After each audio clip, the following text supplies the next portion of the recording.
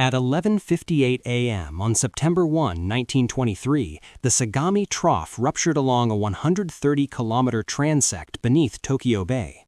The initial vertical displacement exceeded 2 meters in coastal sectors. Within 90 seconds, the primary municipal water distribution network serving the Tokyo and Yokohama Metropolitan Corridor experienced catastrophic structural failure at 487 documented junction points. Fire suppression capacity dropped to zero. Tokyo, in September 1923, operated as a dense wooden lattice. The metropolitan core housed 2.3 million residents across 85 square kilometers. Structural composition was 63% timber frame construction, with paper partition walls and tile or thatch roofing. The municipal water grid consisted of 1,200 kilometers of cast iron pipe installed between 1898 and 1922. Design pressure was rated at 6 atmospheres. The firefighting network integrated 2,791 street hydrants with 278 manual pump stations. Average hydrant spacing was 340 meters. Fire brigade response protocol required initial water application within 8 minutes of alarm. The system assumed continuous pressurization and unobstructed access to hydrant nodes. No redundancy existed for simultaneous multi-point ignition events. Fuel load density in residential zones averaged 48 kilograms of combustible mass per square meter of floor area. The Sagami Trough is a subduction interface where the Philippine Sea Plate descends beneath the Okhotsk Plate at 3 centimeters per year. Accumulated elastic strain was released at 11:58:32 a.m. local time on September 1, 1923. The rupture propagated bilaterally along a 130-kilometer fault segment at depths between 10 and 25 kilometers. Surface wave magnitude was calculated at 7.9. Peak ground acceleration in Tokyo exceeded 0.3 g in horizontal vectors and 0.6 g in vertical vectors. Duration of strong shaking was 4 to 6 minutes. Liquefaction occurred in reclaimed bay fill zones where water table depth was less than 3 meters. Differential settlement produced localized ground surface displacement ranging from 0.8 to 2.4 meters. Coastal subsidence averaged 1.5 meters along the Yokohama waterfront. The seismic load exceeded the design envelope of all pre-1920 civil infrastructure. The earthquake occurred during the midday meal preparation window. An estimated 780,000 households were operating charcoal braziers or open flame cooking elements at the moment of rupture. The seismic event toppled 68% of active heat sources within the first 45 seconds. Ignition of adjacent combustible materials was immediate in structures where flame contact occurred with paper walls or wooden flooring. Fire brigade alarm boxes registered 487 simultaneous calls between 12:02 and 12:08 p.m. Firefighting units reached the first hydrant connection points at 12:11 p.m. Measured water pressure at 14 test sites was 0. Manual priming of backup reservoir pumps failed due to structural damage at 9 of 11 pump houses. The first responding units exhausted portable water tanks within 6 minutes. No alternative suppression method existed for flame fronts exceeding 4 meters in height. A Category 2 tropical cyclone was positioned 600 kilometers south of Tokyo at 12 p.m. on September 1. Forward motion of the system was 18 kilometers per hour on a north-northwest track. By 2 p.m., the outer wind field reached the Kantō Plain. Sustained wind speeds in Tokyo increased from 8 to 22 meters per second between 2:15 and 3:30 p.m. Gust peaks reached 31 meters per second. Wind direction oscillated between southwest and west-southwest quadrants. Isolated ignition points that had been contained by fire breaks or wet zones were reactivated by wind-borne ember transport. Maximum ember flight distance was recorded at 1.8 kilometers. The fire perimeter expanded from 320 discrete points at 1 p.m. to a continuous 18-kilometer front by 4 p.m.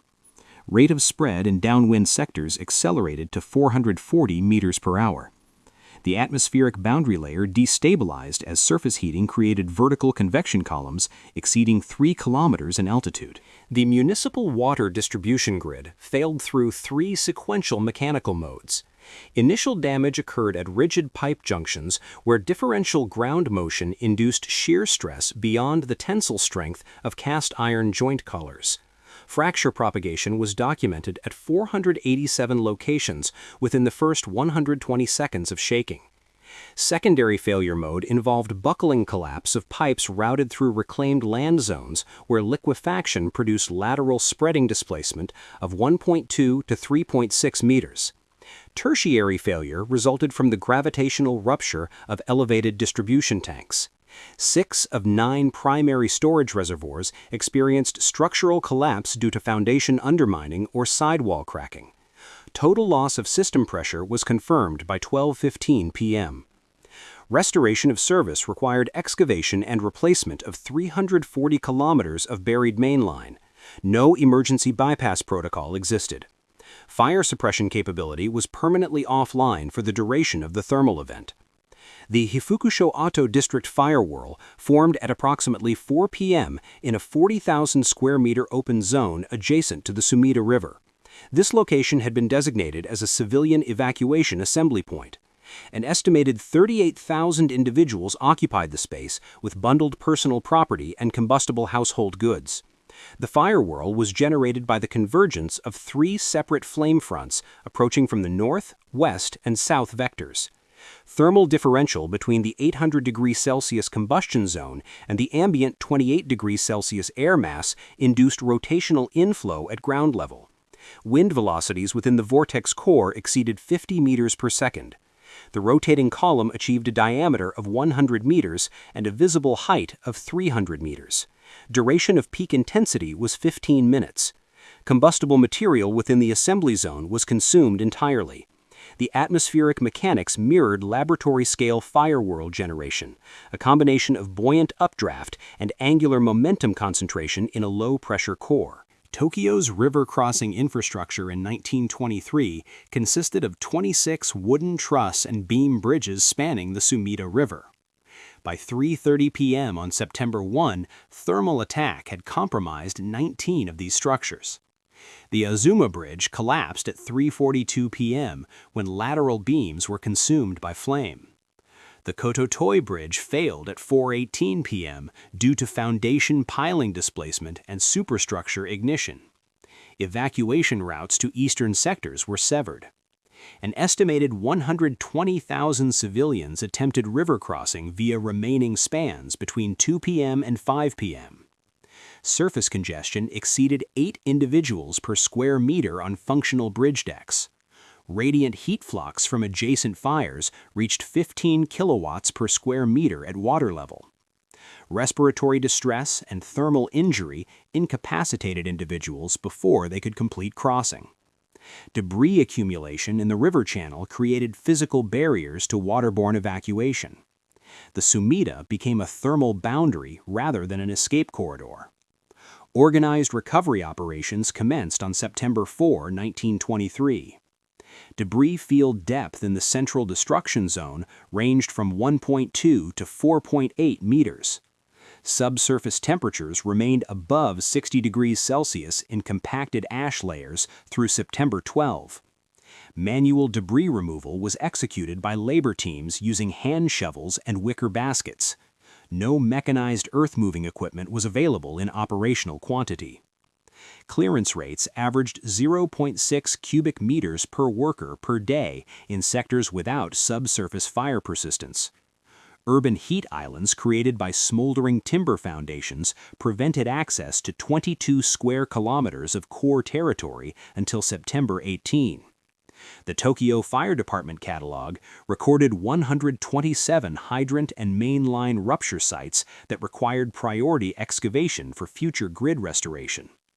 Mapping of the destroyed water network required 6 weeks of manual trench inspection. Infrastructure reset timelines extended into 1924. The thermal destruction zone encompassed 44.3 square kilometers of Tokyo and 8.4 square kilometers of Yokohama. A total of 447,128 structures were categorized as total loss due to fire or collapse. Of this total, 381,000 were residential units and 66,128 were commercial or institutional buildings. Peak flame front velocity was recorded at 680 meters per hour in wind-assisted sectors. The fire self-extinguished after consuming available fuel or reaching non-combustible barriers such as rivers, stone embankments, or fire break corridors. Total duration of active combustion was 46 hours, from initial ignition to final suppression in isolated pockets. The destroyed area represented 68% of Tokyo's pre-event urbanized footprint. Reconstruction demand exceeded the pre-war construction capacity of the entire Japanese building sector by a factor of 11. Material shortages and labor constraints extended rebuilding timelines to 1930 in some municipal zones. The Goto Shinpei Reconstruction Directive was issued on September 27, 1923. The plan mandated replacement of the wooden street grid with a fireproof arterial network. Specifications required roadways of minimum 36-meter width with integrated green belts at 400-meter intervals. Building codes were revised to prohibit timber-only construction in commercial zones. Reinforced concrete became the mandated structural standard for buildings exceeding 2 stories. The municipal water system was redesigned with a looped distribution topology and seismically isolated pipe joints rated for ground displacement up to 0.5 meters. Emergency reservoir capacity was increased to 72 hours of firefighting supply at maximum simultaneous deployment. Implementation of the plan required land acquisition across 3,600 parcels and demolition of surviving pre-event structures. Construction of the new grid was completed in phases between 1924 and 1930. The 1923 event was codified as the baseline scenario for all subsequent Japanese urban disaster preparedness protocols.